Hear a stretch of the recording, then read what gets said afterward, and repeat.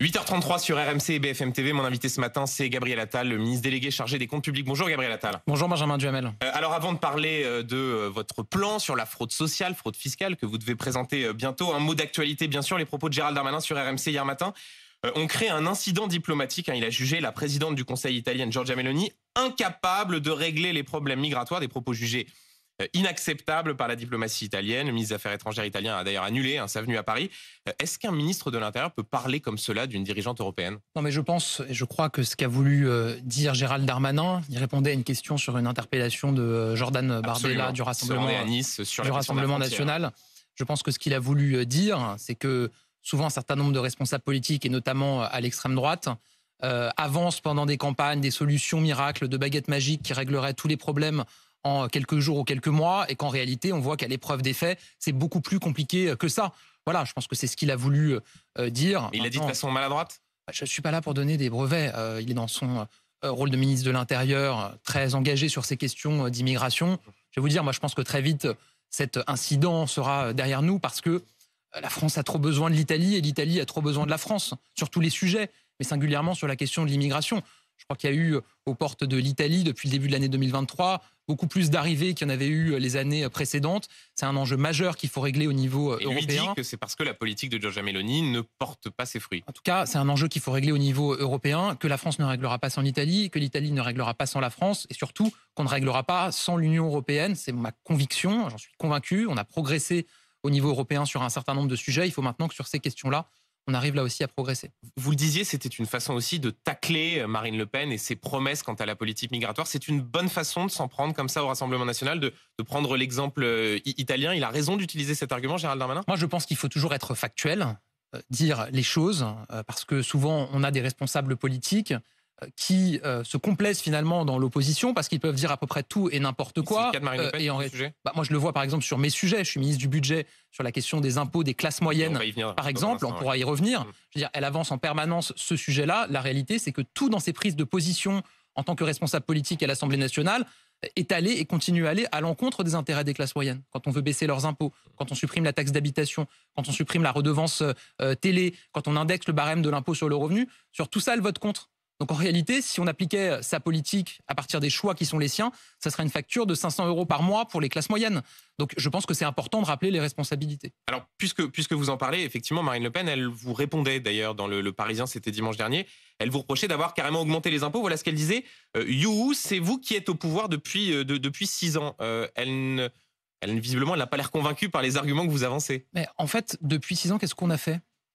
On a supprimé la taxe d'habitation, supprimé la redevance télé, baisser l'impôt sur le revenu sur les 2 premières tranches, une baisse de 5 milliards d'euros. Cette année, on a indexé le barème de l'impôt sur le revenu. C'est très technique, mais ça veut dire concrètement que pour un Français dont le salaire n'a pas progressé, ça revient à une baisse d'impôt. Si vous avez une augmentation, ça neutralise, entre guillemets, l'augmentation d'impôt qu'il y aurait eu sinon. Cette année, par exemple, je vous donne un exemple, pour les classes moyennes qui travaillent, qui doivent faire garder leurs enfants. Ça coûte de l'argent, la crèche, l'assistante maternelle.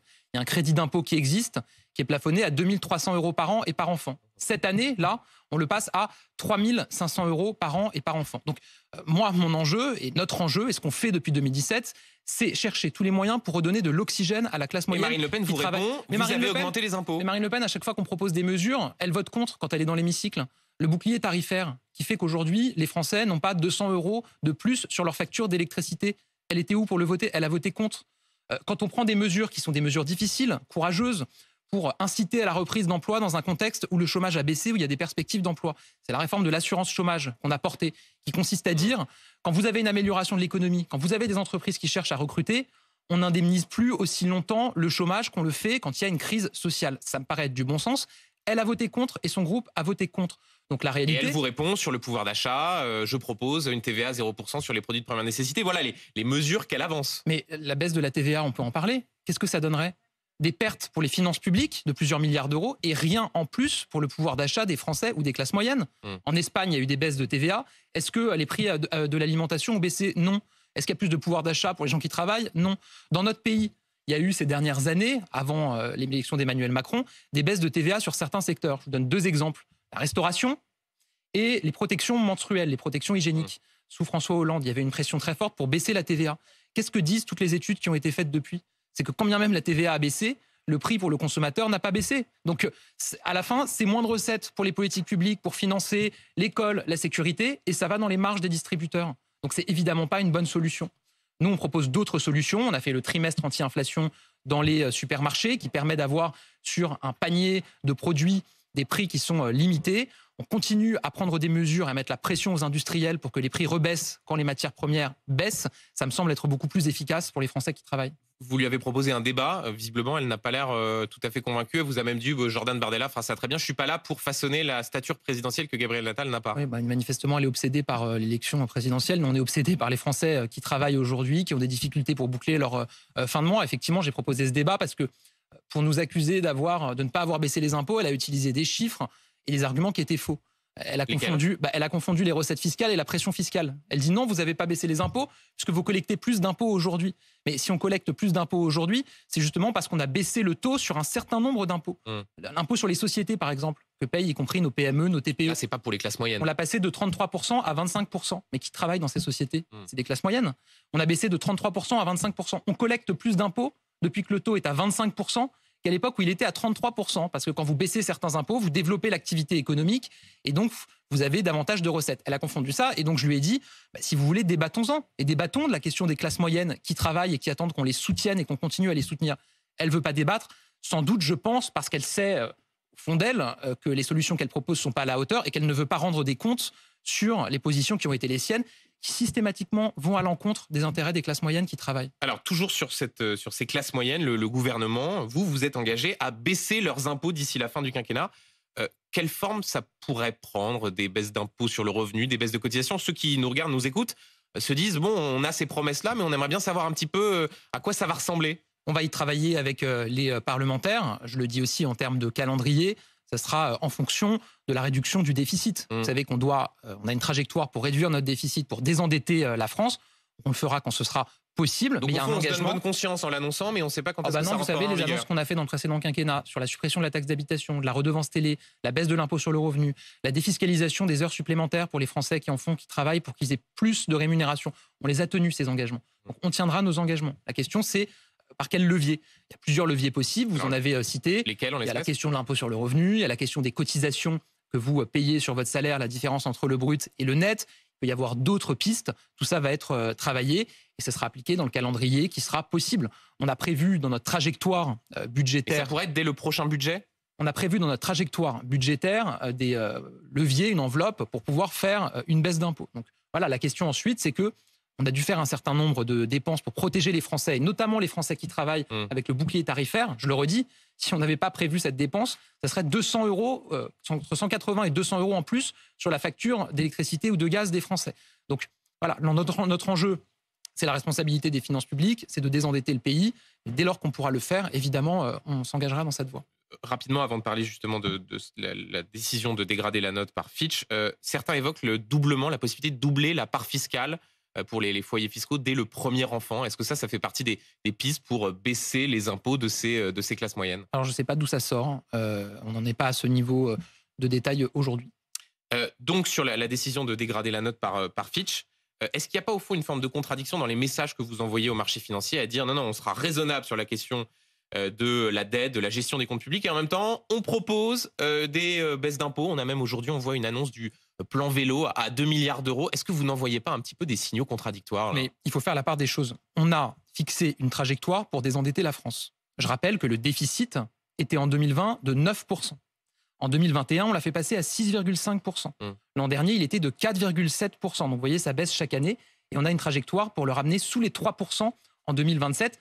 Pourquoi 3%? Parce qu'en dessous des 3%, c'est économiquement le niveau de déficit à partir duquel vous commencez à rembourser votre dette.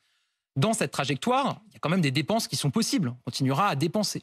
Et donc, il y a... Franchement, 2 milliards d'euros pour un plan vélo, c'est vraiment la priorité? C'est sûr, je crois, 4 ans, les 4 prochaines années. Il y a des mesures qui sont prévues, notamment pour développer les pistes cyclables, pour faciliter l'accès à un vélo, la réparation d'un vélo. C'est une dépense qui est sur 4 ans et qui est prévue dans la trajectoire, puisqu'on avait prévu les fonds pour cela. Moi, mon enjeu en tant que ministre du Budget, c'est de faire en sorte qu'on respecte la trajectoire qu'on s'est fixée. Encore une fois, pas pour moi en tant que ministre du Budget ou pour le gouvernement seulement, mais pour les Français.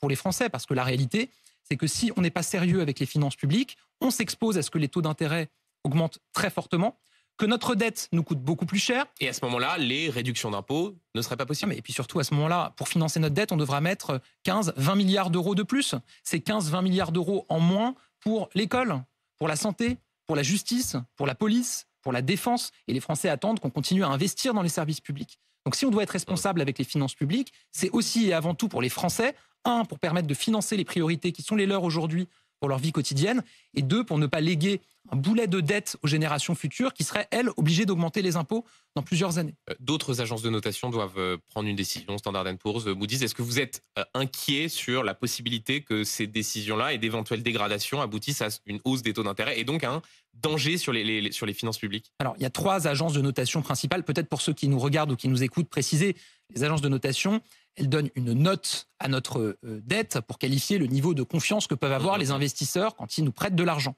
Il y a une agence Moody's qui, il y a une dizaine de jours, je crois, a maintenu l'évaluation de la France AA, perspective stable. Il y a une agence Fitch, vous l'avez dit, qui a dégradé la note à moins. Et il y a une 3e agence, Standard & Poor's, qui doit remettre son évaluation au début du mois de juin. Moi, je vais vous dire, je cède ni au pessimisme, ni au fatalisme. Et je le dis, on peut avoir confiance dans la crédibilité financière de la France. Je rappelle que quand Emmanuel Macron a été élu en 2017, il a ramené le déficit sous les 3%. Il a sorti la France de la procédure pour déficit excessif à Bruxelles. C'était pas arrivé depuis des années. Par rapport à nos voisins européens, très nettement au-dessus en termes de chiffres du déficit, de chiffres de la dette. Le décrochage entre la France et l'Allemagne ou nos voisins sur la dette, il s'est fait au moment de la crise de 2008-2010. La dette, elle a augmenté pendant la crise Covid, mais à peu près dans les mêmes proportions en Allemagne, en Italie, en Espagne qu'en France. Donc il y a un décrochage qui date de la précédente crise en 2008-2010. Mais l'enjeu, oui, c'est de désendetter le pays. On a fixé une trajectoire pour ça avec Bruno Le Maire. Je le disais, Gabriel Attal, vous devez annoncer un plan sur la fraude sociale et fiscale présenté comme une priorité, tant par le président de la République que la Première ministre. Ce sera pour quand ce plan? Je présenterai la semaine prochaine les mesures de lutte contre la fraude fiscale et d'ici la fin du mois, les mesures de lutte contre la fraude sociale. L'enjeu, c'est quoi? C'est-à-dire vous allez découpler les mesures sur le fiscal et les mesures sur le social. Oui, il y aura quelques jours entre les deux. Mais moi, je veux m'attaquer à toutes les fraudes. Si vous écoutez l'extrême gauche, il n'y a que de la fraude fiscale. Et si vous écoutez l'extrême droite, il n'y aura que de la fraude sociale. Nous, on veut agir et on agit contre toutes les fraudes. On a eu l'an dernier sur la fraude fiscale des résultats records, 14,6 milliards d'euros de droits notifiés, donc de mise en recouvrement notifiés par la Direction générale des finances publiques. On a recouvré 800 millions d'euros de cotisations sociales non versées côté URSSAF. Et on doit être encore plus efficace. Donc j'annoncerai des mesures pour renforcer notre efficacité. Il y a quelque chose d'assez singulier dans votre discours. Vous donnez l'impression de mettre les deux sur le même plan. Quand on regarde les chiffres, il y a beaucoup plus de fraude fiscale qu'il n'y a de fraude sociale. Est-ce qu'au fond, vous ne vous trompez pas un petit peu de priorité en donnant l'impression que c'est équivalent? Moi, je pense qu'un euro fraudé, c'est-à-dire c'est un euro soustrait à la solidarité nationale. Que ce soit un euro d'impôt que vous devez payer et que vous ne payez pas, ou un euro de prestations sociales que vous recevez alors que vous ne devez pas le recevoir, c'est un euro en moins pour les finances publiques, pour financer nos services publics. Et là, que de fraudeurs sociaux. Il y a plein d'évaluations qui sont faites. Moi, je dis encore une fois, il n'y a pas de fraude dont il ne faudrait pas s'occuper. Voilà. Et je vous ai annoncé les montants sur la fraude fiscale. C'est des montants qui sont très élevés et c'est vrai qu'on recouvre beaucoup plus que sur la fraude sociale aujourd'hui. Donc, on va continuer à agir. Moi, je ne veux pas considérer qu'il y aurait une fraude dont on ne s'occuperait pas. On va s'occuper de tout avec des mesures très pragmatiques qui nous permettront d'être beaucoup plus efficaces. Mais pourquoi? Parce qu'au milieu de toutes ces fraudes, vous avez quoi? Vous avez la classe moyenne qui travaille, qui se lève le matin, qui élève ses enfants, qui va travailler, qui paye des impôts et qui se dit finalement, moi je paye des impôts, mais il y a une partie qui ne paye pas les impôts qu'ils devraient payer ou qui reçoivent des prestations auxquelles ils n'ont pas droit. Et moi je finance ce modèle-là. Mais c'est quoi, vous opposez les classes moyennes aux classes populaires, à ceux qui bénéficient d'allocations, une façon d'essayer de les stigmatiser? Ce que je dis, c'est qu'il y a beaucoup de Français aujourd'hui qui payent des impôts pour financer un modèle, des politiques publiques, l'école de leurs enfants, la santé pour eux et pour leurs familles, pour les Français, la sécurité des Français, et qu'ils attendent que ces services publics ils fonctionnent. J'ai lancé une campagne en avoir pour mes impôts. Il y a déjà 200 000 personnes qui se sont connectées pour savoir ce que coûtent nos services publics et à quoi servent les impôts des Français. Il y a une consultation. Je pense que c'est important qu'ils se disent que quand ils travaillent, qu'ils payent des impôts, ça va financer des services publics, des politiques publiques qui ensuite fonctionnent mieux pour eux. Et que pour ça, on a besoin effectivement que tous ceux qui doivent payer des impôts les payent et que les fonds de notre modèle social aillent soutenir ceux qui en ont besoin. Je voudrais vous soumettre une phrase que vous avez prononcée dans l'Opinion la semaine dernière avant de passer à quelques sujets d'actualité. Vous disiez « La multiplication des chèques pour aider ceux qui ne travaillent pas face à l'inflation a de nouveau nourri un sentiment d'abandon ». Je comprends pas bien ce que vous voulez dire là. C'est-à-dire vous défendez les classes moyennes en les opposant à ceux qui ont touché des chèques pendant l'inflation? Non, je dis ce que me disent beaucoup de Français quand je me déplace. Chaque semaine, je vais sur le terrain. J'étais dans les Pyrénées-Atlantiques, j'étais dans le Beaujolais, j'étais dans le Gers. Et les chèques, c'est vous qui les avez fait, quelques Gabriel jours, Benjamin Duhamel. Ce que me disent des Français, c'est écoutez, moi je travaille. La situation de crise de l'inflation, elle est difficile pour tout le monde, y compris pour moi. Et j'ai le sentiment qu'il y a des aides qui sont mises en place qui vont toujours vers, entre guillemets, les mêmes, vers des Français qui, contrairement à moi, ne travaillent pas. Et moi aussi, j'ai besoin d'être soutenu et d'être aidé. La première réponse que je leur fais, c'est vous l'êtes aussi. Ça se voit peut-être moins parce que c'est pas un chèque qui arrive sur votre compte.